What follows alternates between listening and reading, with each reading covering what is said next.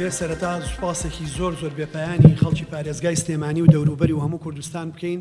بۆ پابەندیان، بۆ خۆپارێزیان، بۆ خۆڕاگریان، بۆی کە پابەندی ڕێنمایە تەندروستی و کارژێڕی و ئارامیەکان بوون و بێ سوپاسی هەموو ئەو خۆشەویستانە بکەین کە لەم پرۆسەیە بەشدارمان بوون، چ حکومەتی یەرێم، چ حکومەتی خۆجێیی بە هەموو دام و دەستگاکان، چکەرتی تایبەت، چ ڕێکخراوەکان و میدیاش و ئەمڕۆژ جێی پێزانینە کە بەڕێز کاک شێخ لاور هاوسەرۆکی یەکێتی نیشتیمانی کوردستان هاتوونەتە پارێزگا و بۆ قایمقامێتیش بۆ دەربڕینی سوپاسی خۆیان، پشتیوانی خۆیان. ئەمە پەیامێکە کە ئێمە بە یەک ئیرادە، بە یەک هیممەت، لە یەک سەنگەرە کارەکەین بۆی باشتر بتوانین خزمەتی هاوڵاتیەکانی خۆمان بکەین و بتوانین زووتر تەجاوزی ئەو بارودۆخانە بکەین کە کۆرۆنا هێناوەتی بەسەر دنیاە و زمینەیەکی لەبار بێ بۆ ئەوی بتوانین بەرنامە و پلانێک دانین ئایندەی سیاسی و ئابووری و کارژێڕی و دارایی لە وڵاتەیە باشتر ڕێخینەوە. بۆیە سوپاسی ئەم خۆشەویستانەکەین و پێشوازی لە هاتنیانەکەین و تەمەناکەین کە هەمومان بەو ئیرادەی هەمانە بتوانین ئیدارەیەکی باشی خزمەتگوزار بۆ خەڵک بنیاد بدەین. کە هەمووتان لێکەوە هەماهەنگ لەگەڵ هێزە ئەمریکان و تەواوی کردەکاندا بێترین ڕێنمایی و بێترین قسە باشێت. ئێمە تاوکو ئێستا قۆناغە سەختەکەمان پێ نەپەڕانوە بە هیوای ئەوەی کە هەموو لایەکمان هاوکار بین وەکو یەک تیم و داواش لە خەڵکی بە شەرەفی شاری سلێمانی و سەرجەم خەڵکی کوردستانەکەین کە هاوکارمان بن بۆ ئەوەی بەیەکەوە ئەم قۆناغە سەختە تێپەڕێن کە ئێستا خۆتانەزان ئەم نەخۆشیە بۆتە هەڕەشەیەکی گەورە لەسەر هەموو دنیا و لەسەر کۆی مرۆڤایەتی بە ئومێدی ئەوەی کە هاوڵاتیان هاوکارمان بن و لە ماڵەکانی خۆیانە بمێنەوە و پابەندی ڕێو شوێنە خۆپارێزی و تەندروستیەکان بن تا بەیەکەوە ئەم قۆناغە سەختە تێپەڕێنی. شتیانێکیان ئەمڕۆ بۆ ئیدارەی سلێمانی هەبوو کە ئەوەی بینیمان نمونەیەکی جوان لە پارێزگای سلێمانی پێشکەشکرا. ڕێنمایی دەست پێشکەرەکانی لە سلێمانیەوە گەیشتە حکومەتی هەرێمی بەتامی بۆڵی هەرێمی کوردستان. هەموو چاوەکان لەسەر پارێزگای سلێمانیە کە توانیان پێکەوە وەکو یەک تیم جوانترین نمونە پێشکەشکردن بە پشتیوانی خەڵک. ئەمڕۆ یەکێتی و لاوە شێخزوندی چ پەیامێکی بۆ ئیدارەی سلێمانی بۆ تەواوی لایەنە پەیوەندیدارەکان بۆ خەڵکیش بەپابەندبوونیان و ئێوە چۆن هاوکاریشیان دەکەن بۆ سەرڕستنی کارەکان. زۆر سوپاس بۆ جەنابی پارێزگار و جەنابی قایمقام دیارە هەر ئەوە وای کرد کە ئەمڕۆ من بێم بۆ بینای پارێزگار لێرە بێم دەستخۆشی لە جەنابی پارێزگار و جەنابی قایمقام و هەموو ئەو تیمانەی کە شەونخونیەکی زۆریان کردووە لەم سێ چوار هەفتەی ڕابردوو بەڕاستی نمونەیەکی جوانیان پێشکەش کردووە. ئەو هەموو ڕەنگە جیاوازە لە حیزبە جیاوازەکان بەیەکەوە وەکو یەک تیم ئیشیان کردووە، سیاسەتیان وەلاوە ناوە و خزمەتکردنی هاوڵاتیان و خەڵکی شاری سلێمانیان لە ئەولاتی ئیشەکانی خۆیانە من دەستخۆشیان لە یەکەم بەڕاستی. ئێمە ئەم نەخۆشیەکی کوشندەیە وەکو هەردووکیان باسییان کرد ئەو بەڕێزانە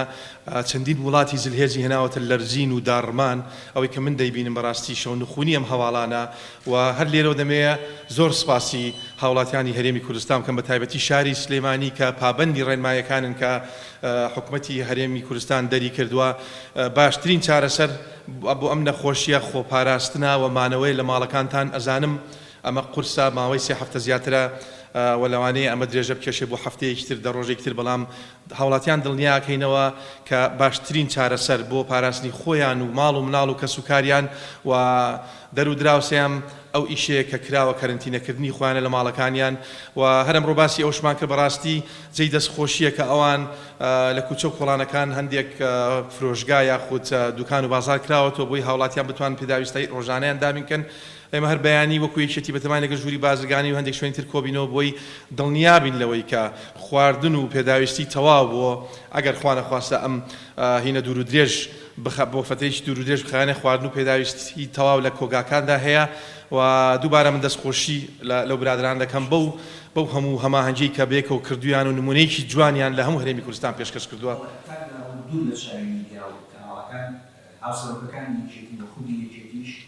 لە ماوەی ئەم حەملەیە هاوکار و پشتیوانی دەستگاکان هاوکاریدان لەسەر ئەم هاوکاریان بەردەوام بوون یەکەیدارەکان بۆ سەرڕستنی بە دڵنیاییەوە من ئەمڕۆ ینی پشتیوانی یەکێتی نیشتیمانی کوردستانم لە هەموو ئەم کەمەکورتیانەی ئەگەر هەبێ ئەگەر حکومەتی هەرێم سەختێکی زۆر لەسەرە بەڕاستی ئێمە ئەزانین لەوانەیە هەندێک شت نەتوانێ بکە هەر شتێک بێ ئێمە بکرێمە لە خزمەتیان داین و من پشتیوانی یەکێتی نیشتیمانی کوردستانم دووپات کردوتەوە و بەڕاستی ئێمە حزبایەتیمان بەلاوە ناوەکو یەکێتی دەمانەوێت ئەم فترەیە خزمەتی میلەتەکەمان بە بێ جیاوازی ڕەنگ و کەلتور و دین و هەموو شتێ بکەین لەو ناوچەیە. ئێمە لە خزمەتی ئیدارەی سلێمانین بۆی هەر پێداویستێکیان هەبێ هەر کەم و کورتێک لە هەر شوێنێکە بێ حکومەت نەیتوانی پڕیکاتەوە، ئێمە لە خزمەت داین بۆی پڕیکەینەوە. زۆر سپاس دووبارە، دەستان خۆش بێ. زۆر سپاس.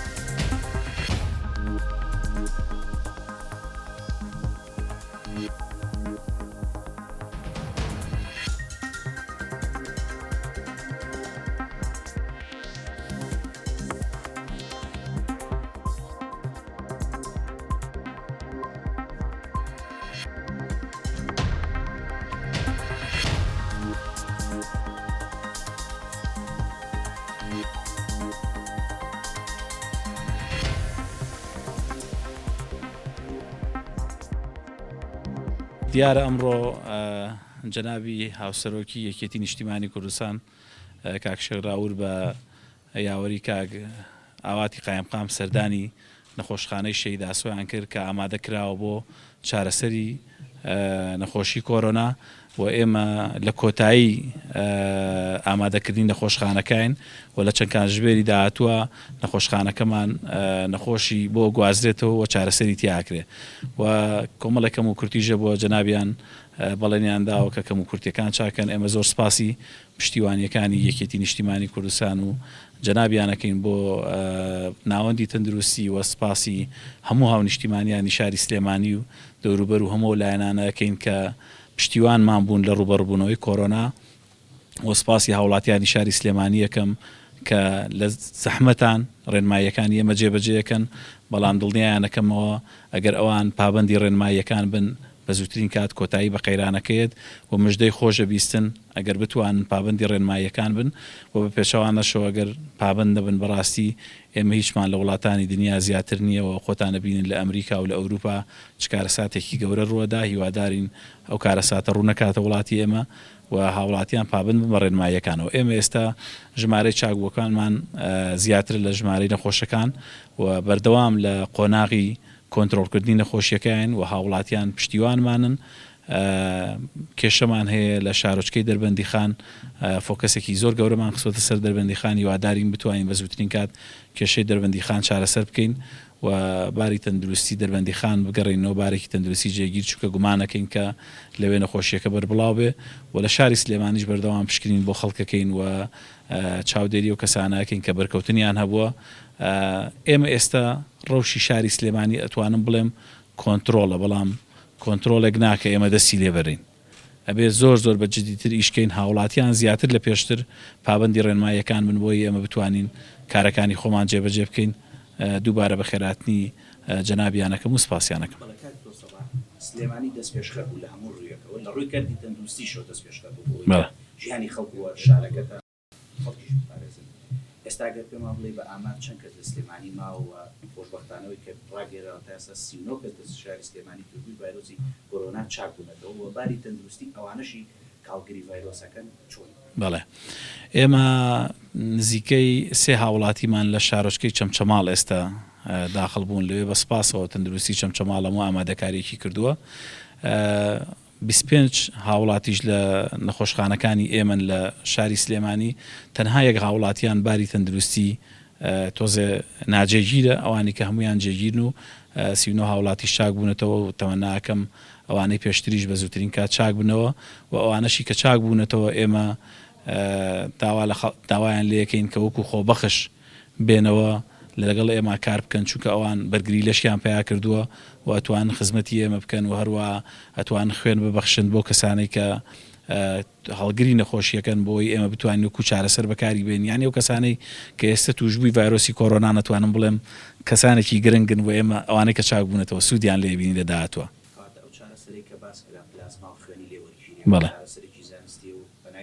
بەڵێ بە دڵنیاییەوە بەکاری شیێنین، بەڵام چاوەڕێی ئەوەی کە ئامادەکاری زانستی بۆ بکرێت. سپاس. جەنابەت پەیامت بۆ کەرتی تەندروستی چییە کە دەبینین لە سەنگەری پێشەوە ناوشانی یەکەی دارەکان هێزەکانی ناوخۆ؟ دیارە من هەمیشە شانازیم بە هێزەکانی ئاسایشی ناوخۆ بە کارمەندانی کەرتی تەندروستی کردو، بەڵام بەڕاستی ئەمەی ئەمڕۆ بینیم دوای سەردانیکردن بۆ لای بەڕێز دکتۆر سەباح و ئەو هەواڵانەی کە لەگەڵی بوون ئەمڕۆ زیاتر شانازیان پێوەکەم بەڕاستی و ئامادەکاریانەی کە ئەمان کردویانە. دیارە سلێمانی هەمیشە پێشەنگ بۆ لە هەموو ئیش و کارەکانیان لەمە شاکەرتی تەندروستی سلێمانی ئەوەی کە بە چای خۆم بینیم پێشەنگ بووم بۆی من لێرەوە دەستی ماندووبوونیان دەکوشم و دەستخۆشیان لێ یەکەم و هەر لێرەوە ئێمە پشتیوانی یەکێتی نیشتیمانی کوردستان بۆ کەرتی تەندروستی و بۆ هاوڵاتیانی شاری سلێمانی و هەموو شار و شارۆچکانی کوردستان ڕادەگەیەنین بە هەوڵ و هیمەتی هەموو لایەک ئێمە دەتوانین ئەم قەیرانە تێپەڕین. بەڕاستی ئەمەی کراوە حکوومەتی هەرێم و کەرتی تەندروستی کە کردوویەتی بەڕاستی لە زۆر وڵاتی زلهێز نەیانتوانیوە بەم شێوازە ڕێنماییەکان جێبەجەکەم. بۆیە من لێرە دووبارە دەستخۆشیان لێ یەکەم و لێرە دەمێت سوپاسی هاوڵاتیانی هەرێمی کوردستان بەگشتی و شاری سلێمانی بە تایبەتی بکەم کە سەرڕای ئەو هەموو کەموکورتەی کە هەبووە و دابەژنەکردنی موچە بەڕاستی ڕێنماییەکانی حکوومەتی هەرێمی کوردستانیان وەکو خۆی و بە زیادیشەوە جێبەجێ کردووە و من دڵنیایان دەکەمەوە کە ئێمە هەمومان بێکەوە دەتوانین ئەم قەیرانە قورسە بێکەوە تێپەڕێنین و ئیشاءالله وەکو دکتۆر سەباح باسی کرد دوای فترەیەک تر ئیشاءالله هەواڵی خۆش دەبێ، بەڵام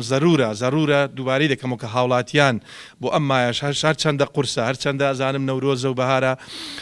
وەکو چۆن لەم یەک دوو هەفتەی ڕابردوو ڕێنماییەکانیان جێبەجێ کردووە مەترسیەکان هەرماون دەبێ ئاگادار بن کە دەبێت ڕێنماییەکان وەکو خۆی جێبەجێ بکەن بۆ ئەم فترەیە کە حکوومەتی هەرێم دەستنیشانی کردووە و من دڵنیام ئەوەی کە بینیومە هەموو ئامادەکاری کراوە بۆ خوا نەخواستا هەر ئەگەرە خراپەکان، بەڵام ئیشاءالله ئێمە ناگەینە ئەو قۆناغا، بەڵام زەرورە کە هاوڵاتیان ڕێنماییەکان خۆی جێبەجێکن. چیت هەیە بۆ کارمەندەکانی هێزەکانی ناوخۆ ئاسایش پۆلیسیات شۆ بەرگری فریاکەوتن لیوای بەرگری لیوای پاراستی سلێمانی کە ئەمڕۆ بەسەرکردنەوە لە نزیکەوە دەستخۆشی لێکردن چیت هەیە بۆ ئەوانیش پەیامی لاوەشەرجەرگی و یەکێتی بۆ؟ بەڵێ من دیارە ئەوانە خۆم بەشێک بووم لەوانە لە ڕابردووم لەگەڵ ئەوانە بووە هەمیشە لە کاتی تنگانایان ئەمانە سەربازی ون بوون و شەو نخونیان کردووە، خۆیان بە قوربانی میلەتەکەیان و پاراستنی سەر و ماڵی خەڵک کردووە. کارمەندانی تەندروستیش بە هەمان شێوە لە هەموو قەیرانەکانە وایان کردووە. ئێستا ژەوان هەر بەڵێن دووپات دەکەنەوە کە بەم شێوازە بەردەوام بنوە ئێمەش هەر کەم و کورتیەکە بێ ئەگەر حکوومەتی هەرێم نەیتوانی پڕیکاتەوە دڵنیایان دەکەینەوە کە ئێمە لەگەڵ یانین لەم قەیرانە بەجیان ناڵین و شان بەشانی هێزەکانی ئاسایشی ناوخۆ شان بەشانی کارمەندانی تەندروستی خۆمان ئامادە دەکەین بۆ ڕوبەڕووبنەوەی خوا نەخواستە قەیرانی گەورەتر. دووبارەم دەستخۆشیان لێ یەکەم و دەمێت لێرەوە داوا لە حکوومەتی هەرێم بکەم کە ئەگەر بتوانن بەڕاستی خەڵک قەڵقێکی زۆری هەیە بتوانن لە ماوەی هەفتەی داهاتوو بەیان توانی بە موچە دابش بکرا ئەوە دەبوو بە ینی ئاهێک بەڕووی خەڵکا داهاتەوە کە لە ماڵەوە ئاسی بوون یاخود ڕێنمایەکانی حکوومەتی هەرێم جێبەجێ دەکەن. بە هەمان کاتێمە ئامادەکاری دەکەین بۆەوەی بتوانین ئەوانەی کە کەم دەرامەتن و فەقیر و هەژارن و خەریکی سەرژمێریەکی نێستا لەگەڵ بەڕێز قایمقام و ئاسایش و مختاری گەڕەکان بۆی بتوانین کۆمەکی پێویستیان بگەین لەدەست ئەوانەی کە ناتوانن بەهۆی ئەوەی کە بژیوی ژیانیان ڕۆژانە بەدەستیان هێناوە ناتوانن شت دابین کەم بۆ ماڵ و مناڵان. ئێمە دڵنیایان دەکەینەوە کە ئێمە کاری باشمان کەوتە لەو ڕۆ بۆی بتوانین لەم هەفتەیەوە بتوانین هاوکاری بگەین هەموو ئەو ماڵانەی کە کەم دەرامەتن. زۆر سپاس دووبارە.